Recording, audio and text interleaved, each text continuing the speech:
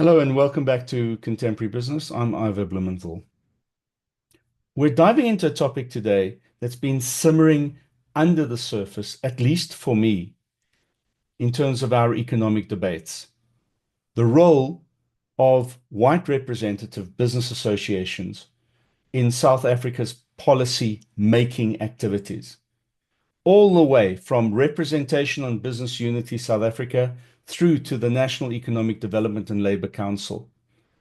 While you have community representatives, you have trade union representatives, you have government representatives, and you have Business Unity South Africa in its current formation, you have no voice for white minority business in South Africa. And white minority business is severely impacted by the current policy framework. And white minority business is severely impacted by the current policy framework as it's been debated and adopted by NEDLAC, by parliamentary portfolio committees, and eventually set into government policy by our president. Think small trade bodies or regional chambers. They need a seat at the NEDLAC table.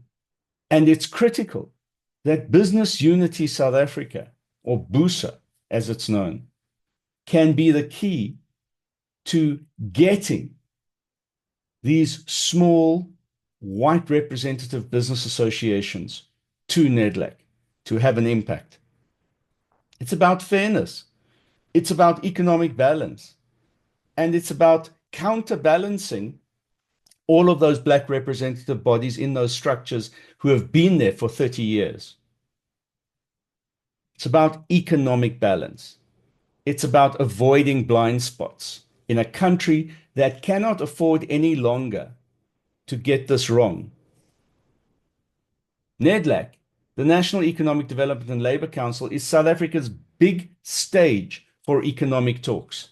And since 1994, it's brought together government, labor, and organized business. Labor, such as COSATU, such as SAFTU, community voices to hammer out policies on everything from energy to jobs. It's a cornerstone of our democracy. Everybody gets a say before a decision is made as to policy, as to law in this country. But this is the thing. Not all business voices are making it to the microphone. White representative business associations, groups speaking for white-owned small businesses or sectors such as farming, are largely missing from this conversation. And that's a problem. So let's rewind a little bit. BUSA's been the voice of organized business at NEDLAC since 2003, pulling together big corporates, chambers, and trade bodies into this powerhouse. But BUSA is different to trade union representatives at NEDLAC in the sense that trade union federations are entitled to split the seats on the organized labor side of NEDLAC, whereas BUSA has insisted, and government have supported this notion, that the only way to NEDLAC as a business representative association is through the corridors of BUSA. If you're not a member of Business Unity South Africa, you do not have a seat at the NEDLAC table. So those formulas for organized labor, where every federation is entitled to be represented, is completely different to the formula for business, which is unitary, where BUSA has a monopoly of the seats at the NEDLAC table. NEDLAC has 65 members representing a chunk of our gross domestic products brought there by Business Unity South Africa. But when the Black Business Council split in 2013 over transformation disputes, BUSA remained the main player at that table. Today, it's tackling load shedding, logistics, chaos, crime, stuff that keeps every CEO up at night. Yet its focus leans heavily only on the big guns, big business, big industry. Smaller White-led associations, well, they're often stuck on the sidelines. They really have no role in the mandating of BUSA before it gets to NEDLAC. So the question is, why does this matter? These aren't old apartheid era fat cats we're talking about. These are small businesses, small farmers in Limpopo, manufacturers in Durban, hit hard by 289 days of load shedding last year, or losing tenders because of broad-based black economic empowerment. Stats South Africa pegs white poverty in South Africa at 1% of our population.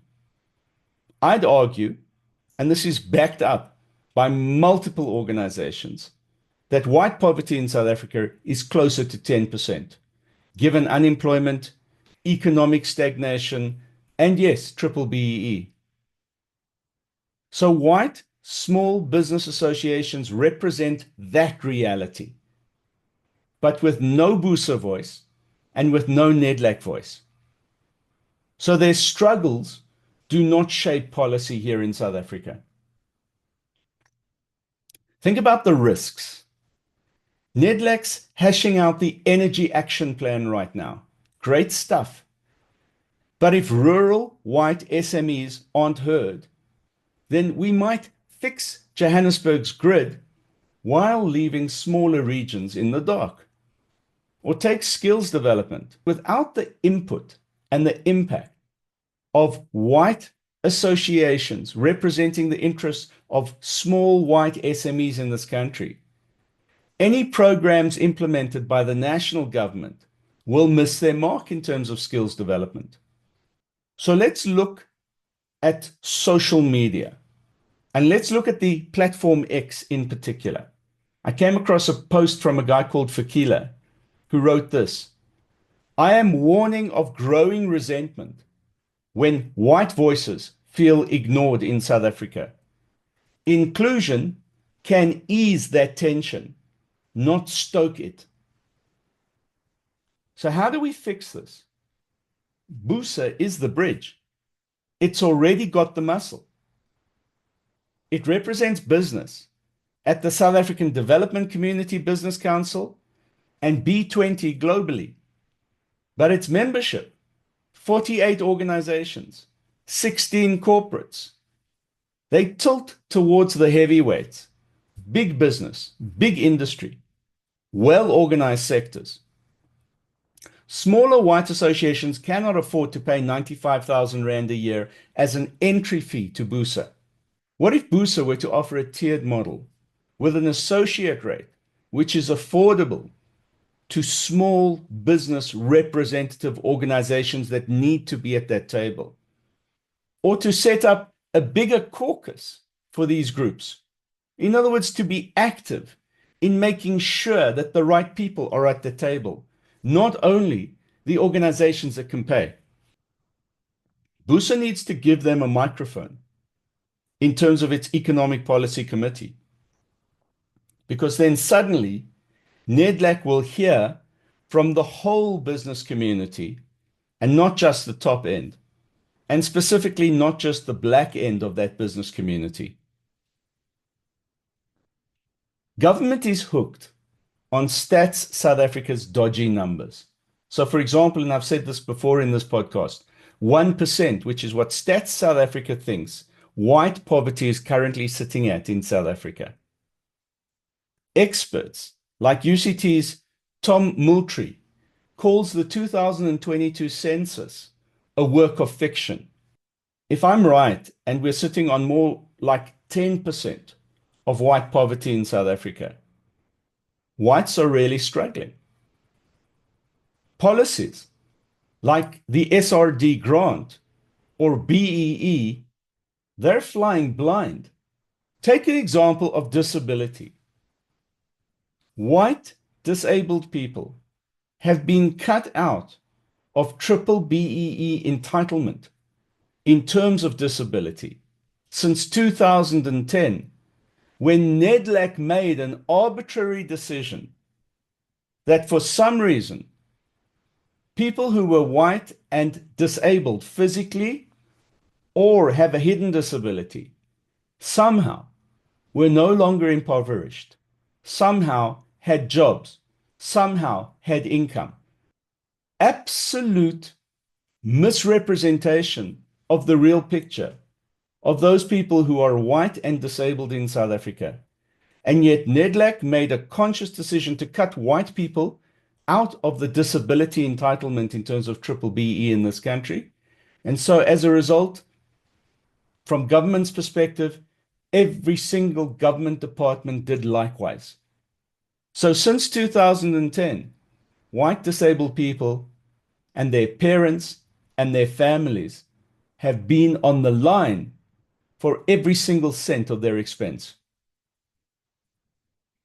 No support, no voice, arbitrary decisions, arbitrary government research being tabled at NEDLAC, and arbitrary people who have nothing to do with the community making decisions on behalf of the community. White small business associations can bring real data through BUSA or directly to NEDLAC. But at the moment, they need BUSA to get them to NEDLAC. If we don't act, the stakes are extremely high. Investors are watching trade risks. As BUSA's Kelakani Mati flagged, we need a full picture, not gaps. Socially, exclusion feeds division, countering the National Development Plan in terms of its inclusivity of growth, that dream where we are nowhere close to that reality. In my view, this isn't about rolling back transformation. It's about making it work, but for everybody in this country. White-led SMEs are not the enemy. They're part of the economic algorithm in South Africa. But for some reason, they're being marginalized, ignored, and denied. And that's a ticking time bomb. South Africa's economic future hinges on hearing all voices, black, white, big, small. BUSA can lead the charge, pulling white representative business associations into NEDLAC to balance the scales in terms of perspective, experience, and optimal policy. It's not just fair, it's smart. It's the smart thing to do. So let's stop guessing with shaky statistics and let's start building policy based on reality. Thank you for joining me here on Contemporary Business, and I look forward to future engagement with you.